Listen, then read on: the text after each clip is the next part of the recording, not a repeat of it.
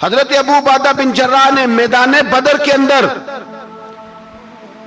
جب جنگ کا طبل بجا، حالات بگڑے، جناب ابو عبیدہ بن جراح کہتے ہیں تاریخ نے ایک عجیب موڑ پہ مجھے لا کے کھڑا کیا۔ آپ فرماتے ہیں میرے لیے اللہ نے جو آزمائش رکھی وہ سب سے بڑی رکھی۔ فرمانے لگے جب میں میدان میں نکلا تو کافروں نے میرے سامنے جس کو لا کے کھڑا کیا وہ میرا سگا باپ تھا۔ اور فرماتے ہیں اب مشکل بن گئی، عشق تیاگ دوویں ایک برابر تے عشق دا سیک بدھیرا، اگ تے ساڑے ککھ تے کانے تے عشق ساڑے تن میرا، تے اگ دا دارو می تے پانی، کوئی دسے ہیں عشق دا دارو کیڑا، بلے شاہ تھے کچھ بھی نہیں بچدا جتھے عشق ہوراں دا ڈیرا۔ فرمانے لگے اب میرے لیے سامنے باپ، ادھر بیٹا۔ آپ فرماتے ہیں دو رستے تھے، باپ بچاؤں یا رسول اللہ کا دین بچاؤں۔ ایک منٹ تھا فیصلہ کرنے کے لیے کہ ابا بچے گا یا دین بچے گا، کفر بچے گا یا اسلام بچے گا۔ فرماتے ہیں میں نے منٹ پورا نہیں سوچا، میں نے تلوار اٹھائی، باپ کی گردن کاٹ کے گرائی اور رسول اللہ کا دین بچا لیا۔ باپ کی گردن کٹ کے گری اور نبی پاک کا دین بچ گیا، بچا لیا رسول اللہ کا دین۔ حضرت عمر نے ماموں کو مارا۔ حضرت مصعب ابن عمیر کہتے ہیں تاریخ مجھے بھی لا کے کھڑا کرتی ہے بدر کے میدان میں، تو کفر کا لبادہ اوڑھ کے جب سامنے آیا تو وہ میرا سگا بھائی تھا، سگا بھائی۔ ہزاروں قومیں وجود میں آئیں دہر میں خشک و تر کے رشتے سے، پر ہم نے بنیاد دوستی رکھی یاد خیر البشر کے رشتے سے۔ سگا بھائی کفر کا نمائندہ بن کے سامنے کھڑا ہوا۔ مجھے اکٹھے کھیلنا بھی یاد تھا، مجھے ایک برتن میں روٹی کھانا بھی یاد تھا، ایک ماں سے لوریاں سننا بھی یاد تھا۔ فرماتے ہیں یہ سارا کچھ یاد تھا، پر اسلام کے حق میں دیا ہوا خطبہ جو محمد عربی نے دیا تھا وہ بھی مجھے یاد تھا، مجھے رسول اللہ کی بتائی ہوئی باتیں بھی۔ فرماتے ہیں میں سارا کچھ بھول گیا، پر مجھے اپنے رسول کا پڑھایا ہوا سبق نہیں بولا، وہ مجھے یاد رہا۔ میں نے پھر سگے بھائی کی گردن کاٹی اور میں نے وہ گردن کاٹ کے حضور کے پاس پیش کی، اور میں نے دنیا کو بتایا کہ ہمارے لیے اصل وہ ہے جو ہمارے رسول ہمیں حکم ارشاد فرماتے ہیں۔ یہ رشتے ہمارے لیے اصل ہمارے جی اچھے تعلقات ہیں۔ کون سے اچھے تعلقات؟ کون سے اچھے تعلقات؟ میرا ایک دوست مجھے کہنے لگا امریکہ تو پیار ہی بڑا کرتا ہے ہم سے۔ میں نے کہا بالکل، کسائی بھی بڑا پیار کرتا ہے بکرے سے، بڑا پیار ہوتا ہے۔ آپ جو قربانی کے بکرے لائے تھے آپ کو پیار نہیں تھا؟ ذبح کرنے سے پہلے اس کو پانی بھی پلایا، چارہ بھی کھلایا، غسل بھی کرایا، پر آخر میں کیا کیا؟ بولے نا جی، یہ والا پیار کرتا ہے امریکہ آپ سے، دیتا ہے کبھی کبھی پیسے، کوئی شک نہیں اس میں۔ وہ کہتا ہے وہاں زلزلہ آیا ہے تو اتنے لاکھ ڈالر دیتا ہوں، فلاں آیا، لیکن وہ والا پیار جو کسائی بکرے سے کرتا ہے، کہتا ہے جب موقع آئے گا تو میں چھری بھی پھیروں گا، اور اپنے وقت پہ آ کے وہ، یہ میری مثال یاد رکھ لینا، امریکہ کا پاکستان سے اور مسلمان سے وہ والا پیار ہے جو بکرے کا کسائی سے اور کسائی کا بکرے سے ہوتا ہے۔ وہ چارہ ڈالتا ہے، موٹا کر کے ذبح کرتا ہے، پتلا ذبح کرنے میں اسے لذت نہیں آتی۔ اور بھائی یاد رکھو حضرت ابو بکر صدیق رضی اللہ تعالیٰ عنہ، عرب کے لوگ جب جنگ کرتے تھے تو ایک ہاتھ میں ڈھال پکڑتے تھے، ایک ہاتھ میں تلوار پکڑتے تھے، لوہے کی ڈھال۔ جب دشمن حملہ کرتا تھا تو ڈھال آگے کرتے تھے، وہ کئی دفعہ ٹکرا کے ڈھال سے تلوار گر جاتی تھی۔ حضرت ابو بکر صدیق میدان میں نکلے، بیٹا کافروں کی طرف سے لڑنے آیا ہے، سگا بیٹا، اور میرے مصطفیٰ کریم نے فرمایا اولاد بزدل کر دیتی ہے آدمی کو، پر جب ایمان پختہ ہو تو پھر صحابہ نے اس بزدلی کی بھی پرواہ نہیں کی۔ سگا بیٹا کافر کی جانب سے آیا، حضرت ابو بکر صدیق نے تلوار سے حملہ کیا، بیٹے نے ڈھال آگے کی۔ جب صاحبزادے نے ڈھال آگے کی نا تو حضرت ابو بکر کی تلوار لوہے کی ڈھال سے ٹکرائی، تلوار گر گئی۔ اب حضرت ابو بکر نے ہتے ہو گئے، صاحبزادے نے اٹھائی تلوار، کہتا جب میں مارنے لگا تو خیال آیا گھر تو میرا اجڑے گا نا، باپ تو میرا ہی ہے نا۔ صاحبزادے کہتے ہیں میں ابو بکر صدیق کو چھوڑ کے چلا گیا، بعد میں مسلمان ہو گئے، کلمہ پڑھ لیا۔ ایک دن گھر میں بیٹھے تھے تو بات شروع ہو گئی، صاحبزادے کہنے لگے ابا جی وہ یاد ہے نا جب میری ڈھال سے آپ کی تلوار ٹکرائی تھی اور تلوار گر گئی تھی تو میں نے آپ کو باپ سمجھ کے چھوڑ دیا، میرا ہی گھر اجڑنا تھا باپ سمجھ کے. جناب صدیق اکبر رضی اللہ تعالیٰ عنہ صاحب ابن شام نے لکھا ہے کہ اپنی سرین پر 2 دفعہ ہاتھ مارا, 2 دفعہ. کہنے لگے بیٹے تو اس وقت کافر تھا, تو نے مجھے چھوڑ دیا. میں جب واپس پلٹا تھا نا اسی دن اسی لمحے تو میرے دل میں خیال تھا کہ بیٹے نے تو چھوڑ دیا ہے, لیکن اگر بیٹا یوں میری تلوار کے نیچے آتا میں بیٹا سمجھ کے معاف نہ کرتا, کفر کا نمائندہ سمجھ کے قتل کر دیتا. اس لیے کہ میری نظر میں اگر کوئی اہمیت ہے تو رسول اللہ کے فرمان کی اہمیت ہے. باپ بیٹے اولاد کی کوئی اہمیت ہے؟ اشداء علی الکفار, کافر سے نفرت ہی نہیں ہوتی. یہاں تو موج لگ گئی ہے ایک عام نوجوان سے لے کے عام آدمی سے وزیر اعظم تک کی سوچ یہ ہے کہ رہائش امریکہ میں ہونی چاہیے, لندن میں ہونا چاہیے, بس یہی سوچ ہے. اب تو اللہ تبارک و تعالیٰ معاف کرے جس کے پاس پاسپورٹ ہے لندن کا, یورپ کا, وہ سمجھتا پتہ نہیں میں کون سی بلا ہوں. چھوڑو, کس چکر میں پڑ گئے ہو, کس طرف نکل گئے ہو. صدر صاحب امریکہ کے صدر کے ساتھ فوٹو کھچاتے ہیں تو وہ 2 فٹ اونچا ہو جاتے ہیں. بس کرو یار, یہ کمزور لوگوں کی علامت ہے, کمزور لوگوں کی. حضرت عمر فاروق رضی اللہ, مجھے پلٹ کے یاد آتے ہیں سیدنا فاروق اعظم. حضرت فاروق اعظم رضی اللہ تعالیٰ عنہ سے عیسائی بادشاہ نے کہا میں ملنا چاہتا ہوں. آپ فرمانے لگے ٹائم نہیں, جو تجھے ملنا ہے وہ مدینے کے غریبوں کو نہ ملوں گا, وہ رسول اللہ کے نوکروں کو نہیں ملوں گا, تجھے مل کے کیا کرنا ہے. میں انہیں ملوں گا جن کے لبوں پہ رسول اللہ کا درود جاری ہے, جو مصطفیٰ سے پیار کرتے ہیں. مجھے تجھ سے ملنے کی کوئی ضرورت ہے. ہمارے ہاں وہ نفرت نہیں کفر کے لیے جو مسلمان کے دل میں ہونی چاہیے, وہ مزاج ہی نہیں ہمارا, وہ شعور ہی نہیں. ہم جب بھی اتحاد کرتے ہیں کافر سے اتحاد کر کے اپنے ہی بھائی کو مارنے لگتے ہیں.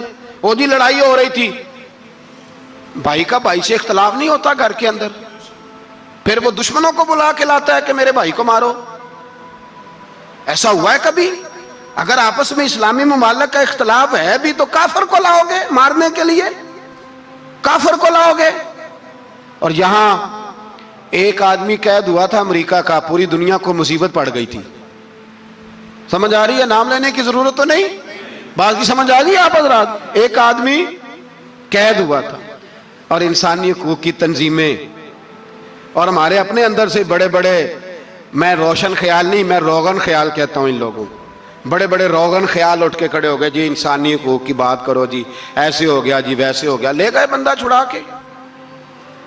یہاں روز خون کی ندیاں بہتی ہیں. اقوام متحدہ جس سے مسلمان بھیک مانگتے پھرتے ہیں کہ مسلمانوں پہ مظالم بند کراؤ, اقوام متحدہ نے کہہ دیا کہ دنیا کی مظلوم ترین اقلیت کا نام برما کے مسلمان ہے. اقوام متحدہ نے رپورٹ دے دی, پھر مر نہیں گئے سارے اسلامی حکمران شرم اور غیرت کے ساتھ کسی گھڑے میں دفن نہیں ہو گئے؟ تمہیں للکار کے انہوں نے کہا کہ یہ سب سے مظلوم ہے, ان کا کچھ کرو. چند دن پہلے یہاں ننکانہ صاحب بے سانیوں نے جلوس نکال کے کہا مسلمانوں شرم کرو, ان کی مدد کرو. پوپ بول پڑا, پوپ ایسانیوں کہا کہ مسلمانوں کہاں ہو, کدھر ہو تم, ان کی مدد کرو, نکلو, ظلم ہو رہا ہے. پوری دنیا چیخی. آپ کے ملک میں آ کے امریکہ ڈرون حملے کر جائے تو آپ کی وزارت داخلہ کو بعد میں ہوش آتا ہو, ہمیں تو پتہ نہیں چلا, ہم تو سوئے ہوئے تھے, وہ حملہ کر گیا. اور عالمی قوانین کی مخالفت کر کے برما کی حکومت کہتی ہے کسی صحافی کو بھی ہم اندر نہیں جانے دیں گے, ہمارا ذاتی معاملہ ہے. ایسے بے شرم لوگوں کو اپنا نمائندہ بناتے ہو, جنہیں ہوش تک نہیں اس بات کی. ہم نے کلمہ پڑھا ہوا ہے نبی پاک صلی اللہ علیہ وسلم کا, میرے رسول پاک سید عالم نور مجسم صلی اللہ علیہ وسلم نے جو لوگ تیار فرمائے, نیند تو نہیں آ رہی آپ حضرات کو, نبی پاک نے جو لوگ تیار فرمائے, حضرت کعب بن مالک رضی اللہ تعالیٰ, حضور نے فرمایا چلو تبوک پہ میرے ساتھ, سارے چلو, سب تیار ہو گئے. حضرت کعب بن مالک فرماتے ہیں مجھے گھوڑا بڑا دوڑانا آتا تھا, نیزہ بڑا چلانا آتا تھا, تلوار کا میں بڑا دھنی تھا, میں مالدار بھی تھا, میرے پاس بڑی وسائل تھے. حضور چلے گئے تو میں نے, یہ بخاری ہے, فرماتے ہیں میں نے سوچا کہ میں چلا جاؤں گا, کل میں گھوڑا دوڑاؤں گا, میں نے پیچھے پہنچ جانا, پرسوں چلا جاؤں گا, ترسوں بس سستی ہو گئی, نہ جا سکا. فرماتے ہیں وقت بیت گیا، حضور چلے گئے، آج جاتا ہوں کل چاہتا ہوں، اسی میں حالات سارے گزر گئے، حتیٰ کہ اللہ کے رسول واپس آ گئے۔ فرماتے ہیں کچھ بوڑھے تھے جو نہ جا سکے، اور کچھ منافق تھے جو حضور کے ساتھ جہاد پہ نہ جا سکے۔ آپ فرماتے ہیں میں جوان بھی تھا، تیر انداز بھی تھا، اور دنیا عرب سارا جانتا تھا کہ مالدار بھی ہے، اللہ تعالیٰ کی دی ہوئی بڑی نعمتیں تھیں، میں نہ گیا، اور ہو غلطی گئی، سستی گئی۔ فرماتے ہیں حضور مدینے میں آئے، جب مسجد نبی میں بیٹھے تو منافق آ کے بہانے کرنے لگے، کوئی کہنے لگا بچی بڑی بیمار تھی، کوئی کہنے لگا حضور کل ہی صحیح ہوا ہوں۔ فرماتے ہیں مجھے بھی پتا تھا، اور پتا مصطفیٰ کو بھی تھا جھوٹ بول رہے ہیں، حضور کو پتا تھا، پر وہ بہانے کرتے، حضور قبول کرتے، میں چلو جاؤ۔ کہا فرماتے ہیں ایک منٹ کے لیے مجھے بھی وسوسہ آیا کہ کوئی بہانہ نہ کر دوں، لیکن پھر میں نے سوچا بہانہ کس کے سامنے کروں، جسے اللہ تبارک و تعالیٰ نے نبوت کی آنکھ عطا فرمائی ہوئی ہے، اس محبوب کے سامنے بہانہ۔ اس خیال آیا مسلمان نیک و بد پہچان جاتے ہیں، محمد آدمی کے دل کی باتیں جان جاتے ہیں، کدھر بہانہ کروں، حضور کو تو سارا پتا ہے۔ فرماتے میں گیا، حضور نے پوچھا کیوں نہیں آئے، اور پوچھا بھی مسکرا کے، کیوں نہیں آیا، مسکرا کے پوچھا۔ فرماتے ہیں میں نے سچ سچ بولا، میں نے کہا یا رسول اللہ سستی ہو گئی، حضور غلطی ہو گئی، جو بہانے لگا رہے تھے ان کو آزادی مل گئی، اور مکتب عشق کا دستور نرالا دیکھا، اس کو چھٹی نہ ملی جس نے سبق یاد کیا۔ فرماتے ہیں ان کو چھٹی مل گئی، میں نے کہا حضور غلطی ہو گئی، تو نبی پاک نے فرمایا اس سے کوئی بندہ کلام نہ کرے، خبردار میرے ساتھ بھی گفتگو نہ کرنا۔ حضرت کعب بن مالک فرماتے ہیں میرا چچا زاد بھائی، خالہ زاد بھائی سارے رہتے تھے، میں کسی کو سلام لیتا تو کوئی جواب بھی نہیں دیتا تھا۔ فرماتے ہیں میں مسجد میں نماز پڑھنے آتا، پر صحابہ کرام کو حضور نے منع کر دیا تو مدینے کی گلیاں بھی ناآشنا ہو گئی۔ فرماتے ہیں مجھے یوں لگتا تھا کہ مدینے کے در و دیوار بھی مجھ سے کلام نہیں کرتے، میں وہاں دعا منگیا کرو سنگیو کتے مرشد نہ رس جاوے، اے جنہاں دے پیر رس جان دے او جیوندے ہی مرے رہندے۔ کہا اس طرح لگا کہ جیسے حالات بگڑ گئے سارے میرے حق میں۔ آپ فرماتے ہیں میں مسجد میں آ کے بیٹھتا تو جب مجھے پتا تھا میں جب آنکھیں ادھر کرتا تو حضور مجھے دیکھتے، اور جب میں نبی پاک کو دیکھتا تو حضور چہرہ پھیر لیتے۔ بول پڑے خواجہ غلام فرید صاحب، کہنے لگے میں ویکھاں تے میرا یار نہ ویکھے، جے میں نام ویکھاں تے او ویکھے، ایڈے نصیب کتھوں تتڑی دے او میرے وچ ویکھن دے ویکھے، غلام فریدا او بوے یار دے مریے پامیں ویکھے یا نہ ویکھے۔ آپ فرماتے ہیں میں سید عالم صلی اللہ علیہ وسلم کو دیکھتا تو حضور رخ انور پھیر لیتے۔ حضرت کعب بن مالک رضی اللہ تعالیٰ عنہ فرماتے ہیں کہ حضور کا حکم آیا کہ بیوی کو علیحدہ کر دو، بار پہلے کوئی نہیں بات کرتا، اب کہا بیوی کو علیحدہ کر دو، تو میں نے کہا حضور طلاق دے دوں، فرمایا نہیں میکے بھیج دو، طلاق نہیں دینی۔ فرماتے ہیں بال بچہ بھی چلا گیا، نہ گھر میں کوئی نہ باہر کوئی، تنے تنہا۔ آپ فرماتے ہیں زمانہ جانتا تھا، عرب کے صوبوں میں بات پھیل گئی کہ کعب بن مالک جیسا سردار، مالدار، گھوڑ سوار، تیر انداز، نیزہ باز، اتنا بڑا سیانہ سنجیدہ آدمی جدا کر دیا نبی پاک نے۔ فرماتے ہیں غسان کے عیسائی بادشاہ نے مجھے خط لکھا۔ حضرت کعب فرماتے ہیں بڑی آزمائش تھی، پر یہ مصیبت سب سے بڑی تھی۔ غسان کے عیسائی بادشاہ نے خط لکھا، اس کا آدمی مجھے ڈھونڈتا پھرتا مدینے میں، میں ملا تو خط اس نے مجھے دیا۔ خط میں یہ نہیں لکھا تھا کہ کافر ہو جاؤ معاذ اللہ، یہ نہیں لکھا تھا عیسائی ہو جاؤ، اس نے خط میں لکھا کہ کعب ہم نے سنا ہے تمہارے نبی نے تمہیں چھوڑ دیا، ناراض ہو گئے، تم تو اس قابل تھے کہ صوبے کے گورنر بنائے جاتے، تم تو بڑے عہدے کے قابل تھے، تمہاری تو شہرت ہے سارے علاقوں میں، تم آ جاؤ ہمارے پاس، ہم تمہیں بہت بڑا عہدہ دے دیں گے۔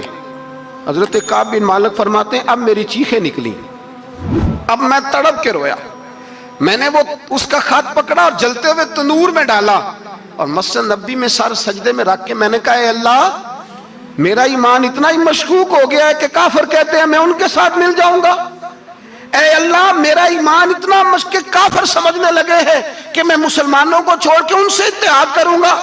یہاں لوگ کہتے ہیں ہم نے پریشر کے لیے ان کو ساتھ ملایا، ہم نے پریشر کے لیے کافر سے سمجھوتا کرو گے۔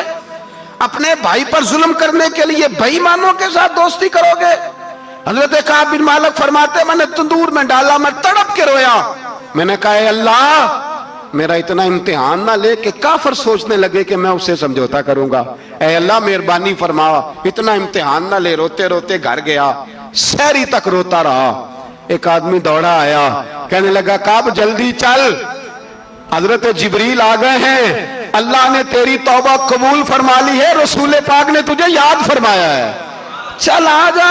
حضرت کعب بن مالک فرماتے میں قدموں میں گرا اور میں نے کہا محبوبہ میرا سارا ہی مال لے لے، حضور میری ساری صلاحیتیں لے لیں، رکھ لیں سارا کچھ، مجھے وہ مال نہیں چاہیے جو آپ کے دروازے سے دور کر دے، حضور وہ دولتیں میرے کس کام کی جو آپ کے دروازے سے دور کر دے، بے نور بے چراغ جو محفل ہو پھونک دو، اعظم بلا سے اپنی وہ ہستی ہی کیوں نہ ہو، جو چیز اس کی راہ میں حائل ہو پھونک دو۔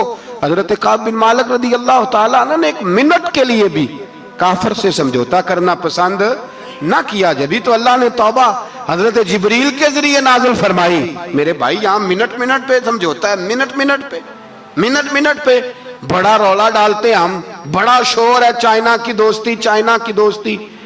چائنا جیسے کہے برما کی حکومت ویسے کرتی ہے، اس قدر اثر اور رسوخ ہے ان کا۔ آپ نے کیوں نہیں ان سے کہا کہ ان کو منع کریں؟ میں چائنا کی بات نہیں چھیڑنا چاہتا، ورنہ میں اس پر بھی کچھ باتیں عرض کروں کہ وہ جو آپ کے ان ساتھ ان کی دوستی ہے اس کا پس منظر کیا ہے۔ یہ تو چائنا میں بسنے والوں سے پوچھو نا، جہاں مسجد بنانا بڑا مشکل ہے، جہاں نماز پڑھنا روزہ رکھنا بڑا مشکل ہے، کاہے کی دوستی، کس طرح کی دوستی؟ قرآن مجید نے بیان کر دیا کافر تم سے راضی نہیں ہو سکتا حتی تتبع ملتہم، جب تک تم ان کے دین کی پیروی نہ کرو۔ اتنی دیر کافر راضی ہو سکتا تو مسلمان کیسے راضی ہو جاتا ہے؟ بھائی میرے مصطفیٰ کریم سید عالم صلی اللہ علیہ وسلم کی امت کے جو اجزاء ترکیبی جو بنائے امت قرآن نے بیان فرمائے، ان میں پہلا یہ ہے کہ اشداء علی الکفار، مسلمان کافر پر سخت ہوتا ہے، اور دوسرے نمبر پہ فرمایا رحماء بینہم، آپس میں رحم دل، آپس میں۔ اقبال نے اس آیت کی تفسیر کی تو دو مصروں کے اندر شعر میں مضمون ہی پرو کے رکھ دیا، کہنے لگے ہو ہلکا یاراں تو بریشم کی طرح نرم، کس طرح؟ ریشم کی طرح، ہو ہلکا یاراں تو بریشم کی طرح نرم، رزم حق و باطل ہو تو فولاد ہے مومن، رزم حق و باطل ہو تو پھر فولاد بن کے نکلے، پھر منت سماجت نہ کرے اقوام متحدہ آئے تو فلاں آئے تو فلاں آئے، فولاد ہے مومن۔ ایک وہ منظر تھا حضرت عمر نے جب اپنے سگے ماموں کو لتاڑا، جناب ابو عبیدہ بن جراح نے باپ کو قتل کیا، مصعب بن عمیر نے بھائی کو قتل کیا، ایک وہ منظر تھا۔ ایک وہ منظر تھا جب مسلمان مکے سے مدینے آئے، مدینہ طیبہ پہنچے تو مصطفیٰ کریم نے فرمایا یہ تمہارے بھائی ہیں، بس بات ختم ہو گئی، یہ تمہارے، میں اتنی سی بات ہے، یہ تمہارے، اس سے زیادہ نہیں، کوئی لمبا خطبہ نہیں نبی پاک نے دیا، فرمایا یہ تمہارے، اپنے بھائیوں کی مدد کرو۔ حد ہو گئی مدد کرنے کی، بھائی کا بازو پکڑا گھر لے گئے، کہنے لگے یہ 15 کلے میرے ہیں، 6 جو تمہیں پسند آتے ہیں رکھ لو، تمہارے ہو گئے۔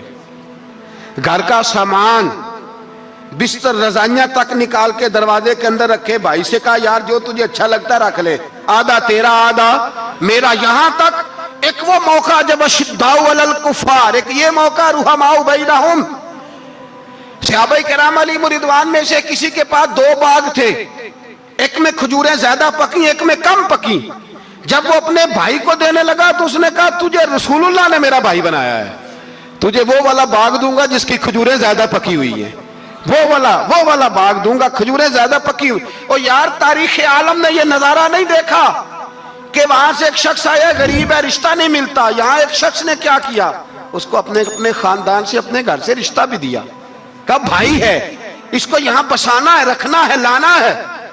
کوئی تہذیب کا ٹکراؤ نہیں ہوا، کوئی ان لوگوں کے آپس میں جھگڑے نہیں ہوئے، کوئی نہیں کہا کہ یہ مہاجر ہے یہ انصار ہے، کوئی کسی جگہ نہیں کہا تمہارا کھانا پینا رہنا سہنا الگ ہے، کوئی کسی جگہ بحث نہیں ہوئی، آدھا بانٹ کے دیا۔ اور پھر بھائی چارے کا حال یہ تھا کہ تبوک کے بعد جب بڑا مال آیا نا مسلمانوں کے پاس، ڈھیر لگ گئے، بحرین سے مال آیا تو ڈھیروں لگ گئے، تو رسول پاک صلی اللہ علیہ وسلم نے انصار مدینہ کو بلایا، مدینے والوں کو، فرمایا تم نے بڑا احسار کیا تھا اپنے بھائیوں پر، تم نے اپنی آدھی آدھی جائیدادیں دے دی تھی، تم نے رحماء بینہم کا پورا مظاہرہ عملاً کر کے دکھایا تھا۔ اب مال آ گیا ہے، دو آپشن میں تمہیں دیتا ہوں، دو قسم کی ترجیحات، ایک چیز قبول کر لو۔ کہ یا رسول اللہ صلی اللہ علیہ وسلم حکم فرمائیے۔ فرمایا یہاں تو جو مال تم نے اپنے مہاجر بھائیوں کو دیا ہے وہ واپس لے لو، وہ تم واپس لے لو، اور یہ جو مال آیا یہ میں ان میں بانٹ دیتا ہوں، یا اس طرح کرو کہ میں یہ مال تمہارے درمیان آپس میں آدھا آدھا بانٹ دیتا ہوں، یا تمہیں کچھ فیصد زیادہ دے دیتے ہیں انہیں کم دے دیتے ہیں۔ بات ہو رہی تھی، انصار چپ تھے، حضور نے فرمایا بولتے کیوں نہیں؟ پتہ محبوب کو بھی ہے کہ یہ بولیں گے تو مجھے بھی ٹھنڈ پڑے گی اور قیامت تک ساری امت کو سکون ملے گا۔ فرمایا بولو، تو انصار مدینہ بولے تو رو کے بولے، کہا محبوبہ ہم نے مال کیا کرنا ہے، ہمارے پاس رسول پاک جو موجود ہے۔ یا رسول اللہ ہم نے کیا کرنا ہے مال کا؟ حضور جو اب آیا یہ بھی سارا انہیں دے دے، جو ہم نے دیا تھا انہیں وہ بھی ان کے پاس رہنے دیں، اور یا رسول اللہ جو بعد میں آئے وہ بھی انہیں دے دیں۔ ہماری شرط یہ ہے کہ ہمارے درمیان اللہ کے رسول موجود رہنے چاہیے، محبوب ہمارے درمیان رہیں، مال و دولت کی ہمیں ضرورت ہے، یہ رحماء بینہم ہے۔ آپس میں بانٹ کے ہر چیز اپنے بھائیوں کو دے دی۔ حضرت عمر، عیسائی بادشاہ ٹائم مانگتا تو کہتا ہے کوئی ٹائم نہیں، چل دوڑ جا۔ ملک شام جاتے ہیں، جب فتح ہوتے ہیں حضرت سعد بن ابی وقاص بلاتے ہیں، شام جاتے ہیں تو حضرت عمر کہتے ہیں شام آئے ہیں یار، سب سے پہلا کام یہ کر بلال کا تو پتہ کر، یہاں سنا ہے بلال حبشی کا مکان بھی کہیں نیڑے نیڑے ہے، پتہ تو کر۔ حضرت بلال حبشی حضرت سیدنا سعد کہنے لگے حضور بلا نہ لیں۔ فرمایا نہیں، وہ مصطفیٰ کا غلام ہے تو میرا تو امام ہے، میں گھر ملنے جاؤں گا، گھر رحماء بینہم، کالے رنگ کے حبشی غلام سیدنا بلال حبشی کو ملنے گھر گئے، اور جناب عمر جا کے بیٹھک میں انتظار کرنے لگے، گویا ڈرائنگ روم میں بیٹھے انتظار ہونے لگا۔ جناب سیدنا بلال آئے تو حضرت عمر اٹھ کے کھڑے ہوئے۔ ملک شام کے لوگوں نے یہ منظر عجیب دیکھا کہ جناب عمر فاروق ایک حبشی کے لیے کھڑے ہوئے، اور جب کھڑے ہوئے تو حضرت بلال کہنے لگے عمر بیٹھ جاؤ، یہ کیا کر رہے ہو؟ تو حضرت سیدنا عمر رو پڑے، کہنے لگے بلال تو حبشی پہلے تھا، جب سے رسول اللہ کا غلام بنا ہے ساری امت کا امام بن گیا، ساری امت کا تو امام بن گیا ہے، جب سے تو نبی پاک صلی اللہ تعالی علیہ وسلم کا غلام بن۔ بھائی یاد رکھے، جب اشداء علی الکفار کی بات تھی تو اپنے سگے قتل ہو گئے، اور جب رحماء بینہم کی بات تھی تو پھر یہ نہیں دیکھا یہ حبشی ہے۔ توجہ ہے میری بات پر؟ جاگ رہے نا آپ لوگ؟ ادھر دیکھیں، پھر یہ نہیں دیکھا کہ یہ حبشی ہے، یہ رومی ہے، یہ کون ہے، پھر یہ دیکھا کہ یہ رسول اللہ کا غلام ہے صلی اللہ۔ ہمارے ہاں تو نفرتیں پھیل گئی ہیں، او بس کرو جی بنگالیوں سے جان چھڑاؤ، او بس کرو جی فلانے سے، او بس کر یار، رہن سہن اپنا اپنا ہوتا ہے، لیکن مسلمان جس طرح کا بھی ہو اس کے ساتھ نفرت کرنے کی اجازت نہیں ہے۔ پہلی بات اشداء علی الکفار، دوسری بات رحماء بین، اب تیسری بات ہے تراہم رکعا سجدا یبتغون فضلا من اللہ ورضوانا۔ میں نے جو شروع میں بات کی تھی نا کہ اگر خانہ کعبہ میں 40-50 لاکھ حاجی مل کے دعائی مانگ لیتا، دعائی مانگ لیتا مل کے تو کمال ہو جاتا۔ حضرت ابو بکر صدیق رضی اللہ تعالیٰ عنہ سے کسی نے پوچھا تھا بدر میں فتح کیسے ہوئی؟ اب بھی مسلمان کہتے ہیں نہیں جی کیسے لڑیں گے جی، ہمیں اپنا بڑا مسئلہ ہے۔ یہ کمزور لوگوں کی باتیں ہیں، کمزور جو خدا والے ہوتے ہیں ان کی یہ سوچ نہیں ہوتی، یہ آرزوئے کرم اور میں آپ سے کروں، یہ بھیک اس کو جیتیے جس کا خدا نہ ہو۔ یہ کمزور لوگ ہیں جو کہتے ہیں نہیں کیسے ہوگا، کس طرح ہوگا، جن کو پتا ہو کہ ہماری غیبی طاقت ہے، ہماری۔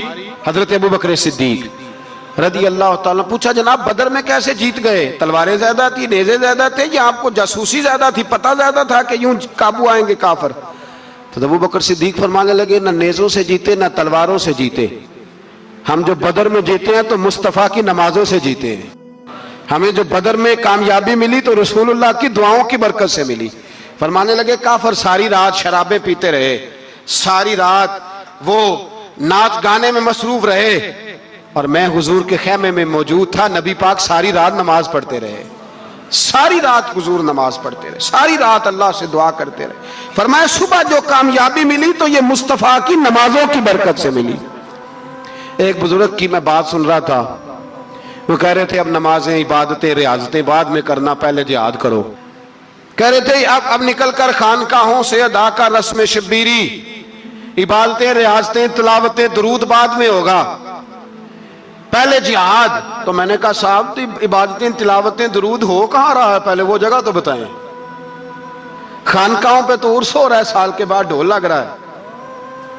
وہ جو زمانہ تھا نا کہ خانقاہ شریف پہ شام تک قرآن مجید ختم ہوگا، فجر کے بعد 50,000 درود پڑھا جائے گا، وہاں لوگ آئے ہیں تو وہاں ذکر کرتے کرتے لوگ اس قدر مست ہوئے کہ انہیں ہوش ہی نہیں کہاں کہ کہاں گئے، وہ تو دور ختم ہو گیا۔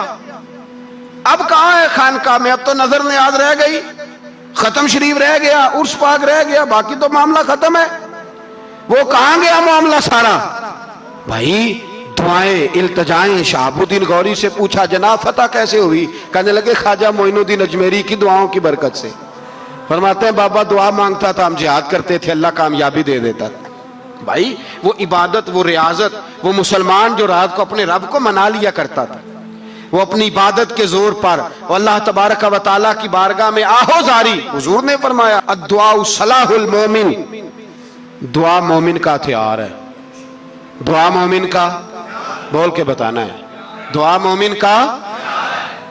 فرمایا مومن یہ ہتھیار چلا سکتا ہے، یہ ہتھیار کافر کے پاس موجود ہے۔ حضرت زید بن حارثہ رضی اللہ تعالیٰ عنہ کو نہ پکڑ کے کچھ کافر ان کو پکڑ کے لے گئے تو ایک درخت کے ساتھ باندھ لیا، کہنے لگے تمہیں قتل کریں گے، حضور کے صحابی ہیں رضی اللہ تعالیٰ۔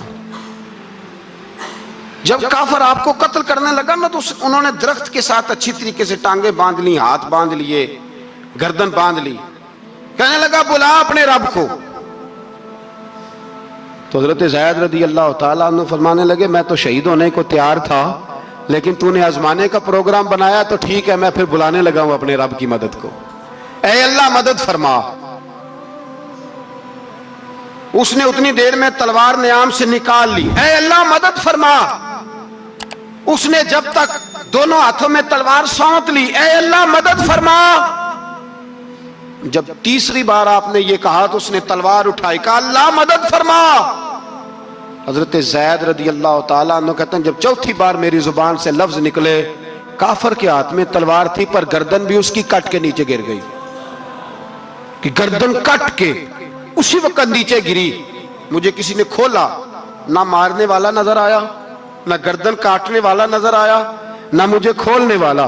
تو میں نے کہا آنے والے تو بتا تو سوئی تو کون ہے؟ تو کہنے لگے میں جبریل امین ہوں، میں جبریل امین ہوں، میں جبریل، مجھے دشمنوں نہ چھیڑو، میرا ہے کوئی جہاں میں، مجھے دشمنوں نہ چھیڑو، میرا ہے کوئی جہاں میں ابھی پکار لوں گا، نہیں دور ہے مدینہ۔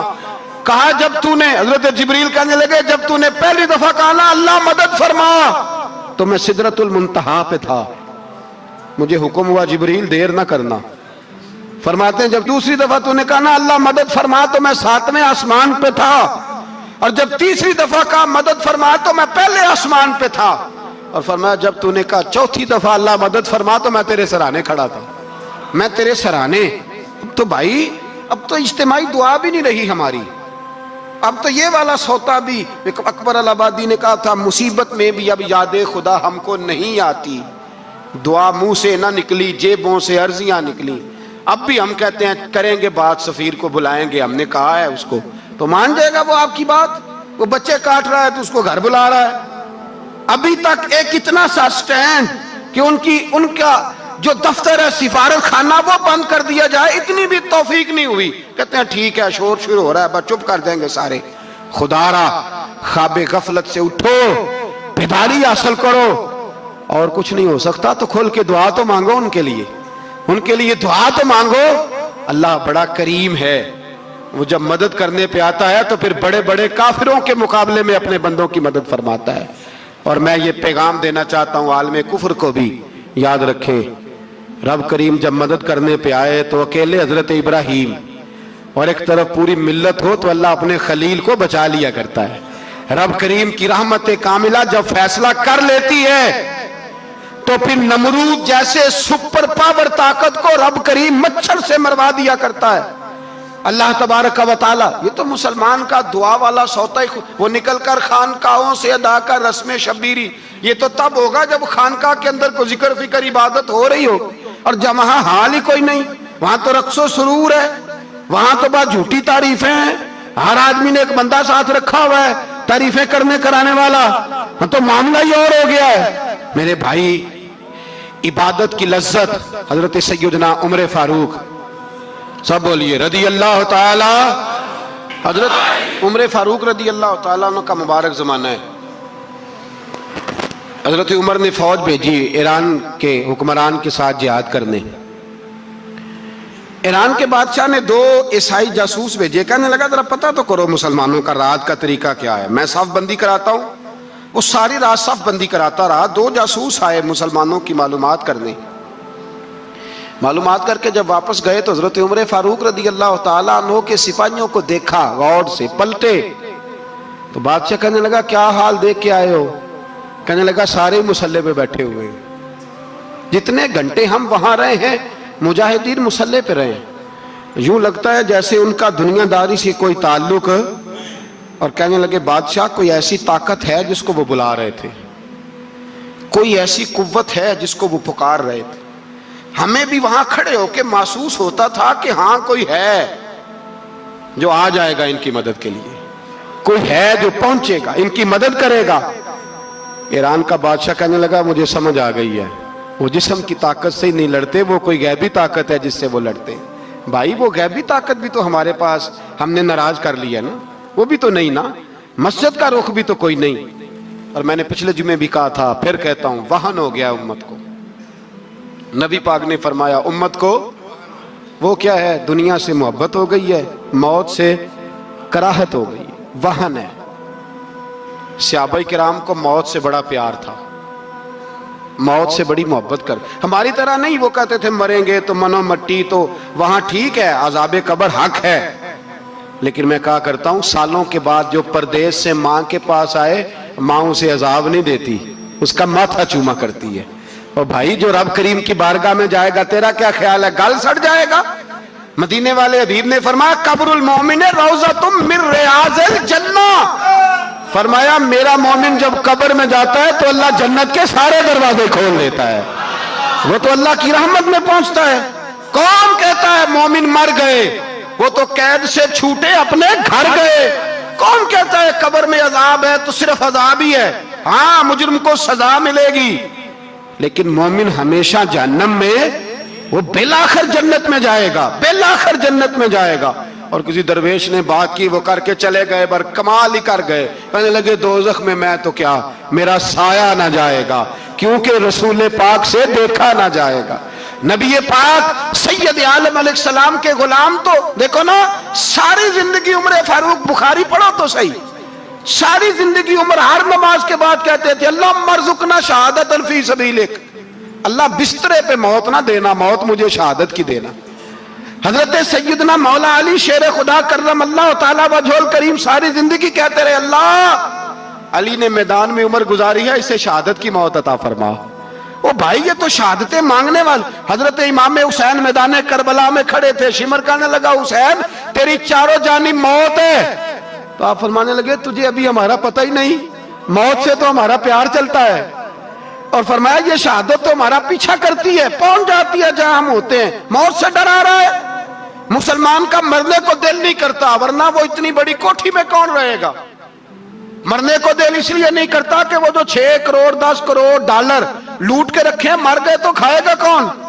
وہ فقیر فاقہ مست تھے، ان کا گھر ہی کوئی نہیں تھا، ان کے بینک بیلنس ہی کوئی نہیں تھے، وہ کہتے تھے گھر ہمارا ہے وہ جو ہمارے رب نے تیار کیا ہوا ہے، ہمارا بینک بیلنس ہے وہ جو ہمیں جنت میں جا کے ملے گا، ان کا تو یہ کھاتا ہی کوئی نہیں تھا، اس لیے وہ شہادت کی۔ حضرت عمر بن جموع رضی اللہ تعالیٰ عنہ میدان احد میں 4 بیٹے لے کے آئے، کتنے بیٹے؟ بول کے بتائے، 4 بیٹے لے کے عمر بن جموع آئے، اور خود ایک ٹانگ سے لنگڑے سے آپی ہیں، ٹانگ چھوٹی ہے، حضور کے سامنے کھڑے ہوئے کہا محبوبہ میرے 4 ہی تھے، میں 4 ہی لے آیا ہوں، قبول کر لیں۔ تو حضور نے فرمایا تو کیوں تلوار اوڑے آیا ہے, یہ تو نے کیوں گلے میں اسلحہ ڈالا ہوا ہے؟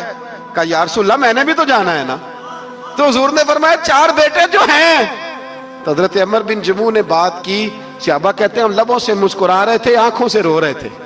کیا عجیب انداز ہے. حضور نے فرمایا عمر 4 بیٹے جو آ گئے تو رہنے دے. تو حضرت عمر رو پڑے, کہنے لگے محبوبہ کیا لنگڑے جنت میں نہیں جائیں گے؟ کیا حضور میں لنگڑا ہوں تو میرے لیے جنت کوئی نہیں؟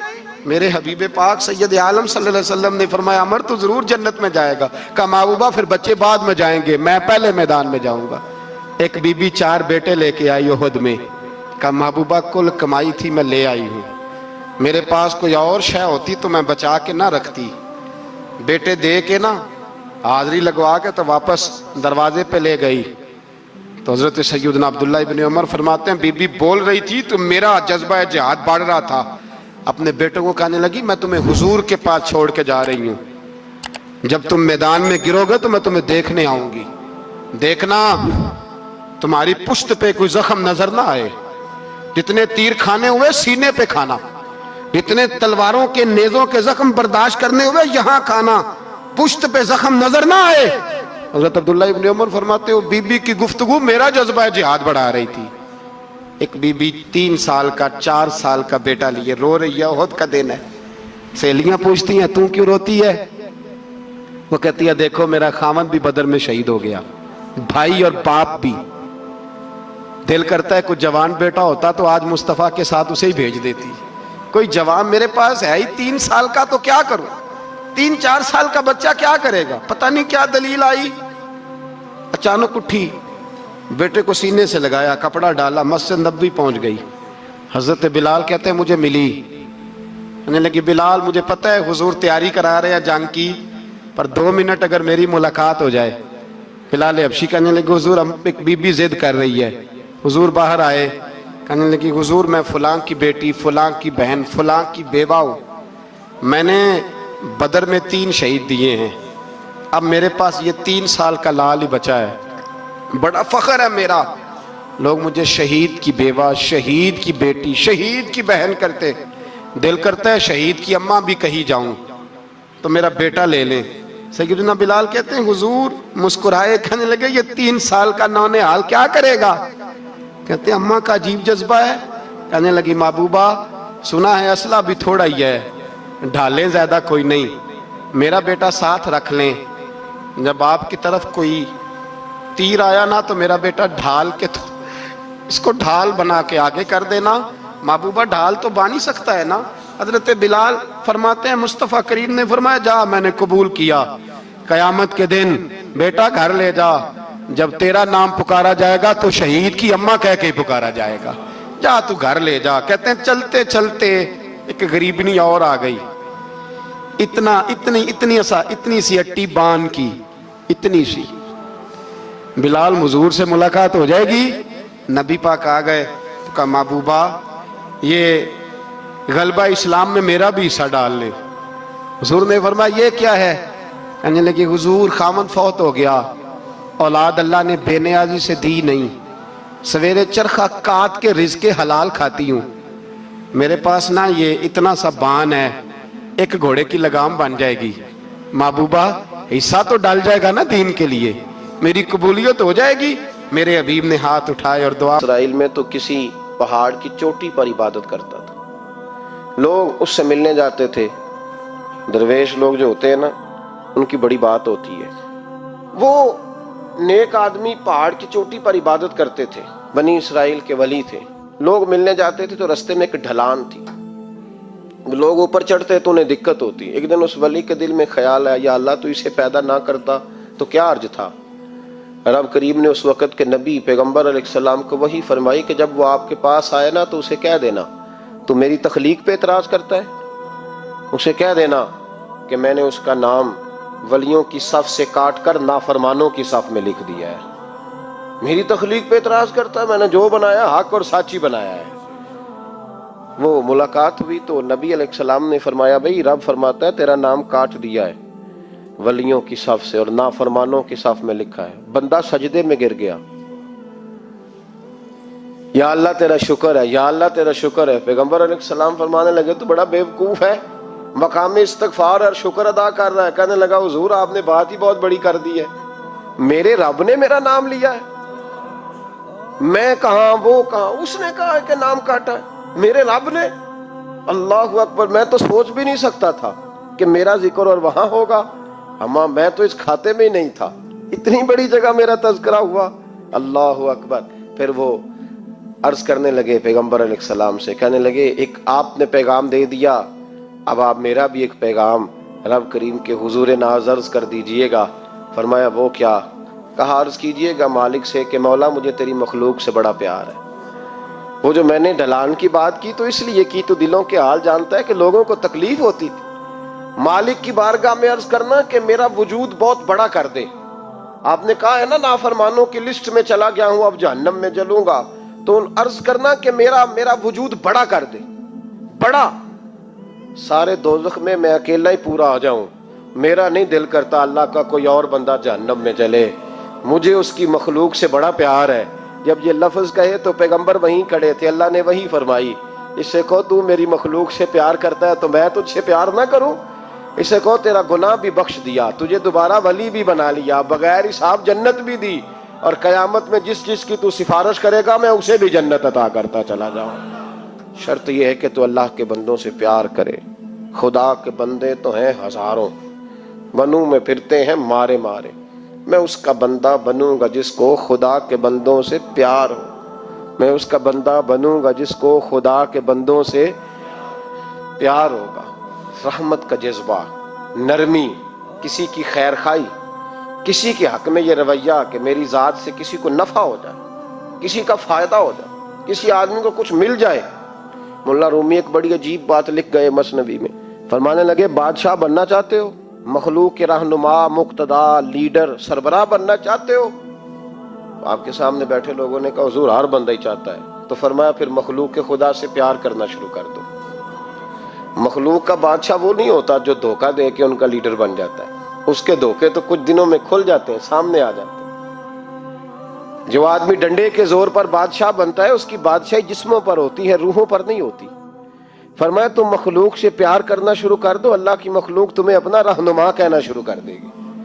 لیکن محبت کرو گے تو سربراہ بنو گے، پیار کرنے سے بنو گے، لوگوں کے ساتھ اچھا رویہ رکھنے سے، با اخلاق ہونے سے بنو گے، سیاست کے ساتھ بنو گے تو کچھ دیر کا ہمارا معاملہ ہوگا، پھر وہ سمٹ جائے گا، ختم ہو جائے گا۔ تو عزیزو یاد رکھیں، محمود غزنوی رحمت اللہ تعالی علیہ سے کسی نے کہا تھا کہ آپ شروع سے ہی رئیس اعظم ہیں؟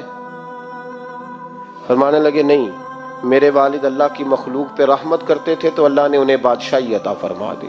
محمود غزنوی خط کہتے ہیں کہ وہ لوگوں پہ میرے والد رحم کرتے تھے تو رب نے مخلوق پر رحم کرنے کی برکت سے انہیں بادشاہی عطا فرما دی۔ محمود غزنوی کے والد جو تھے سبکتگین ان کا نام تھا، تو شکار کے بڑے شوقین تھے، شکار کرنے کے لیے جنگل میں جایا کرتے تھے، کچھ بیچا کرتے تھے، کچھ کھا لیا کرتے تھے۔ کہتے ایک دن میں صبح گیا، شام تک میں نے شکار ڈھونڈا پر مجھے کوئی چیز نہ ملی، عصر کا وقت ہو گیا تو میں نے ایک ہرنی کا بچہ میرے ہاتھ آیا، میں نے فٹافٹ اس کو اپنے اٹھا کے گھوڑے کے آگے رکھا اور میں نے سر پٹ گھوڑا دوڑا دیا، بچہ بڑا پیارا تھا، اس کو لے کے میں تیزی سے جنگل سے نکلا کہ کہیں شام نہ ہو جائے۔ کہتے ہیں بہت تیزی کے ساتھ جنگل سے باہر آیا، تیز بھگاتے بھگاتے پلٹ کر میں نے دیکھا ہی نہیں۔ جب سارا جنگل گزر گیا، آبادی آئی، ذرا سستانے کے لیے میں رکا، میں نے پلٹ کے دیکھا تو وہ ہرنی جس کا میں بچہ اٹھا کے لایا تھا وہ بھی میرے پیچھے پیچھے بھاگی آ رہی۔ کہتے ہیں میں نے پلٹ کر اس کی طرف دیکھا تو اس جانور کی آنکھوں میں عجیب سی میرے حق میں عجیب سی گزارش تھی، گویا ماں منت کر رہی تھی کہ میرا بیٹا واپس کر دے۔ کہتے ہیں میرا یہی کاروبار تھا، جانور لانا، کچھ بیچنا، کچھ کھانا، شکار کرنا، یہی میرا کاروبار تھا، یہی میرا شغل تھا، یہی میرا شوق تھا، اور صبح سے شام تک ایک بچہ میرے قابو آیا۔ سبکتگین کہتے ہیں کہ اس ماں کی آنکھوں میں عجیب سا، یہاں تو ہمارے دیہاتی ماحول میں آج بھی یہ رسم پائی جاتی ہے، ناراض ہو گئی ہے اماں، ساری رات وہ بیدار رہی، بچے پالے اس نے، تو سسر صاحب کہتے ہیں پکڑ لو بچے، بھگا دو اس کو، اللہ سے ڈر نہ، تو بچوں کو ماں سے جدا کر رہا ہے، سوچا ہی نہیں، رکھ لو بیٹا اور بیٹی اور اس کو چلتا کرو۔ खुद ही तड़पेगी तो आ जाएगी। महमूद गजनवी के वालिद कहते हैं उस माँ की आंखों में मैंने जब वो तजस्सुस देखा तो 1 मिनट में मैंने फैसला किया। कहते हैं बच्चा मैंने जमीन पे छोड़ा और बच्चा दौड़ के माँ के पास चला गया। माँ ने उसे लेके ना टांगों में उसको चूमा, उससे प्यार किया, हरनी प्यार करने लगी। फरमाते फिर मैंने देखा कि वो माँ बेटा जंगल की तरफ चले, थोड़ा सा आगे जाके तो वो हरनी फिर लौट आई, मेरी तरफ उसने देखा, यूं लगा जैसे मेरा शुक्रिया अदा कर रही है। और कहते हैं उसकी आंखों में मैंने अजीब सी रोशनी देखी, वो तो लौट गई, पर जितना सुकून मुझे आज हुआ जिंदगी में पहले कभी नहीं हुआ था। मुझे यूं लगा जैसे वजूद के सारे बोझ उतर गए। मैं घर गया, वुजू किया और इशा की नमाज की नियत, असर मगरिब तो रस्ते में हो गई, इशा की नमाज पढ़ी तो इतना लुत्फ सजदे में आया जितना पहले कभी नहीं आया था। कहते हैं उसी वुजू में, इशा के वुजू में सो गया। मेरी आंख लगी थी कि मुझे मदीने वाले रसूल का दीदार नसीब हो गया। महबूबे पाक अलैहिस्सलाम मेरी ख्वाब में आए और हुजूर ने फरमाया तूने आज अल्लाह की मखलूक पे रहम किया है तो रब ने तुझे अपनी मखलूक का सरबराह बनाने का फैसला फरमा लिया है। अब बादशाहियां तेरे हाथ में आएंगी, अब तू बादशाह बनेगा और अल्लाह की मखलूक को आगे लेकर के चलेगा, उनकी रहनुमाई और पेशवाई तू करेगा। तो भाई अगर बादशाही लेनी है तो उसके लिए तो प्यार करना है। सियासत के साथ तो जब राज खुलेंगे तो मोहब्बत से ज्यादा दुश्मनी बढ़ जाएगी। डंडे के साथ किसी को अपने करीब करोगे तो बड़ी जल्दी वो आदमी जैसे ही पावरफुल होगा वो दुश्मन बनेगा। एक रहमत है, एक करम है। जब अल्लाह की मखलूक पे करोगे तो अल्लाह अपने बंदों का, देखे ना, छोटी सी तो बात है, छोटी सी बात है कि वो इदारे जो इंसानों की भलाई के लिए हैं, अगर वो नुक्तों, मैंने एक डॉक्टर साहब से मेरी मुलाकात हुई, वो एलर्जी के डॉक्टर हैं, एक बुजुर्ग थे हमारे रिश्ते के, तो बीमार हो गए। मुझे कहने लगे यार मुझे किसी डॉक्टर को दिखा, मेरे पूरे वजूद पे एलर्जी है। तो मैं उन्हें डॉक्टर के पास ले गया। डॉक्टर साहब ने, उनके पैर पे बहुत ज्यादा जख्म था, तो उठा के ना तो उन्होंने ना अपनी गोद में रख लिया। डॉक्टर साहब ने, स्पेशलिस्ट डॉक्टर, और रुई लेके जब उन्होंने साफ किया ना उसका पैर, और बाबा जी आपको कुछ भी नहीं, आप तो ऐसे टेंशन ले गए, कुछ भी नहीं, ये कोई मसला है। फिर उन्होंने अपने हाथ से जब दवाई लगाई और बाबा जी को थपकी दी तो बाहर निकल के कहने लगे पुत्र मैं तो ये गल्ला नाल ही सही हो गया, मैं तो ठीक हो गया हूं, इसकी बातों ने मुझे। तो डॉक्टर अगर मुंह ही सीधा ना करे, वो कहे ओहो आपको पहले भी कहा था कि वक्त पे आना। जो इदारे प्यार बांटने वाले हैं वो अगर थोड़ी सी शफकत कर दें, अगर थोड़ा सा उनका रवैया सही हो जाए, गरीब पर थोड़ा सा वो दस्ते शफकत फेर दें, थोड़ी सी मोहब्बत कर दें। एक खातून के लिए मैं हमेशा दुआ करता हूँ। हज के एक सफर से मैं वापस लौट रहा था तो PIA की एक बहन मुलाजमा, उसको मुझे जब याद आती है तो मेरे दिल से दुआ निकलती है। बूढ़े बूढ़े लोग हज करने जाते हैं ना, तो मैंने देखा कि वो खातून उनको पकड़ के लाती, सीट पे बिठाती, बेल्ट नहीं बांधना आता तो बेल्ट बांधती, फिर उनको पूछती कि आपको कोई तकलीफ तो नहीं, और फिर उनकी जुबान में उनसे गुफ्तगू करती और उनको समझाती सामान सारा रख लिया है। और फिर जब उतर रहे थे तो वो देखती कि बूढ़ा कौन है इनमें से, कमजोर कौन है, वो खास कर उसके पास जाती। मेरी तबीयत अभी की बात है, मैं जा रहा था तो एक सामने मेरे शख्स, थोड़ी देर पहले मैं राह वाली की तरफ जा रहा था तो एक साथी मेरे सामने मोटरसाइकिल से गुजर रहा है, तो सड़क पर जितने लोग खड़े थे उन्हें सबके पास ब्रेक लगाई, भाई जाना है तो आजो बैठ जाओ, आगे जाकर आओ भाई कहाँ जाना है। एक आदमी को बिठाया तो आगे छोड़ा। अब वो कर गया जो उसने करना था, हो गई बात, लेकिन खुतबा जुमा में उसका जिक्र हो रहा है, यहाँ उसका जिक्र हो रहा है। तो बात तो मुख्तसर सी है ना, बात तो छोटी सी है, तो तेरे 2 जुमले है, तो छोटी सी तेरी बात कि तू कि बाबा जी आओ मैं आपको सड़क क्रॉस करा देता हूँ, बैठ जाए मेरे साथ, कहाँ जाना है। वो इतनी लंबी बात नहीं भाई, लेकिन शर्त यह है कि तेरी तबीयत में नरमी हो, शर्त यह है कि तुझे अल्लाह की मखलूक से प्यार हो, तू उन पे तरस खाए, तू उनके लिए तवज्जो के जज्बात रखे, तू थोड़ा सा उनके साथ रवैया अपना ठीक करे। हमारे मिजाजों में सख्ती, और दिन ब दिन वो सख्ती इतनी बढ़ती चली जा रही है कि घुटन का माहौल है। आप यकीन करें कि लोग सिर्फ उस हद तक मांगी, कहे अल्लाह जितना तू मैदान के मुजाहिदों को अजर अता फरमाए उतना इस गरीबनी को भी अता फरमाना, उतना इसे भी देना। भाई ये जज्बे थे, ये रंग था उम्मत मुस्लिमा का, इसलिए काफिर घर में बैठ के कांपा करता था। अब उसे पता है یہ اسی والی کار سے نہیں نکل سکتے. اسے پتا ہے کہ ہم نے انہیں بوتل پہ لگا دیا ہے، اب یہ پیپسی مرینڈا اور یہ پی کے کھانے کے ساتھ تو یہ مست رہتے ہیں، اب یہ نہیں نکل سکتے گھر سے. ہم نے انہیں ان چیزوں پہ لگایا ہے جو ان کے وجود کو کھوکھلا کر رہی، اب کیسے میدان میں نکلیں گے؟ وہ اس لیے نہیں ڈرتا کہ وہ تیری آسائشوں، تیری زندگی میں آنے والی سہولتوں سے آشنا ہے. موت بستر پہ بھی آ جاتی ہے، لیکن جس کو میدان میں آتی ہے وہ ساری زندگی زندہ رہتا ہے، وہ ساری زندگی زندہ رہتا ہے. بھائی مرنا تو ہے، لیکن اگر زندگی دین کے کام آئے گی تو امر ہو جاؤ گے، بچ جاؤ گے. ہمیں رنگ دیا ہے قرآن پاک نے، محمد الرسول اللہ والذین معہ اشداء علی الکفار رحماء بینہم. پہلی بات یہ کہ کافر کے لیے سختی کا جذبہ رکھیں، نرمی اتنی دیر جتنی دیر اسے دین کے قریب کرنا ہے، لیکن اگر وہ بغض دکھائے تو اشداء علی الکفار. اور مومن کے حق میں رحماء بینہم. اور پھر فرمایا مدد بھی مانگو، تراہم رکعا سجدا یبتغون فضلا من اللہ ورضوانا. رکوع کرو، سجدے کرو، مدد مانگو، اور زندگی سے پیار نہ کرو اس لیے کہ جانا تو ہے. جب وقت آئے تو پھر شہادت سے پیار کرو، پھر سامنے کھڑی جنت سے پیار کرو.